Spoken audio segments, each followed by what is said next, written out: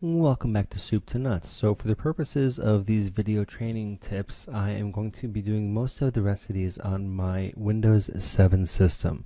If you do have a question or comment where you'd like to see something answered on a process that you need to follow a Mac specific process, feel free to post a comment onto the YouTube version of these videos and I can definitely answer questions as they come up there. Having said that, I'm going to proceed with installing Lightroom on first use. So here you can see the icon is on my desktop for Lightroom 5.2, and this is the 64-bit version. So if you have a 32-bit version of Windows 7, your system should have prompted you for that version during the installation process. So if you want, you can create a shortcut down on your Windows screen. I chose not to do that, so I'm just going to leave it on my desktop here.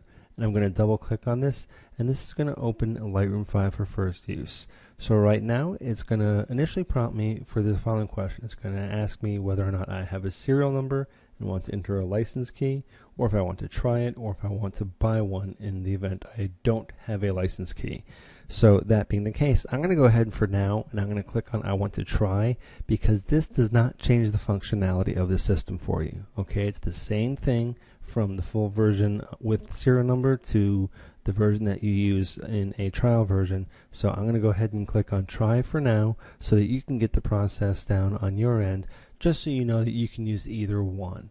You do have to specify inside of here which country or region you installed from. I'm of course in the United States, so I'm going to select the US and I'm going to click finish. And then it's going to ask me if I want to upgrade my master catalog. So if I want to take my existing catalog from Lightroom 4, it's going to go ahead and import that catalog in. I'm not going to do that though. I'm going to create one from scratch here, okay? So you can follow this process soup to nuts beginning as though you never had Lightroom installed on your computer before, and we're just going to build a new catalog from scratch. So I'm going to say choose different catalog, and I'm going to create my own. Alright, and this is where you can see that some different circumstances come into play here, because I have multiple catalogs that already exist on my system.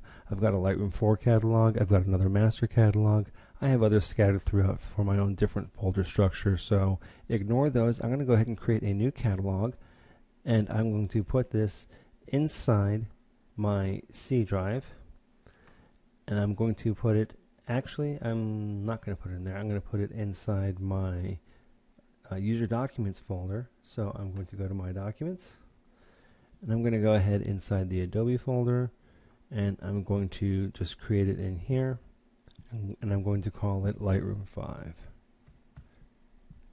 And you can specify whatever folder structure or whatever naming convention you want. From here, I'm just going to go ahead and leave that as the default for the time being. Set up your own folder structure. The one thing I will specify here is when you do go to set this up, one of the things you're going to want to do is you're going to want to take into account your hard drive size. Right? So if you're storing this on an external hard drive or a hard drive that has a limited amount of space, this is going to be where all your thumbnails for your files are stored. This will be where all your presets are stored, all that sort of stuff. So you want to make sure you take that into account when you're specifying not only what you're going to be doing, whether it's importing a pre-existing catalog or if you want to create an entirely new catalog. Again, because we're approaching this from the soup to nuts beginning, we're assuming that you do not have a prior version of Lightroom on your system. If you do, please feel free to skip forward, because there's another more advanced video that will speak to how to upgrade different catalogs and how to retain the nature of those catalogs if you still want to use Lightroom 4 in conjunction with Lightroom 5. So for now, we're just going to go the soup to nuts approach, and we're going to create a whole new catalog. I'm going to call it Lightroom 5. And I have it inside the My Documents Adobe folder inside of there. Actually, I'm just going to move that up one more, and I'm going to put it in My Documents. So I'm going to save that there, and it's going to create this whole new structure inside of here. So let me get this resized down while it loads.